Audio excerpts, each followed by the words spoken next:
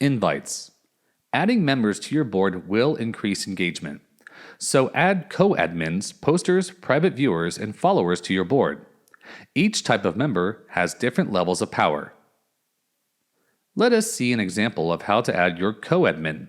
In here, type out the mail ID of all the co-admins. Always remember to separate them with a comma. You can add a maximum of 5 email IDs. There is a default message sent with the invite. If you want to personalize it, then go right ahead. If you want to send a bulk invite, use the bulk invite option. We have provided you with a template, an Excel file. Use the same to create your list and upload it. In the Manage Members page as an admin, you get the power to manage the board members. The Members tab is where you can change the status of the members as you like. The tab Pending Invites has all the sent invites that are not yet accepted. Resend to remind them or revoke them.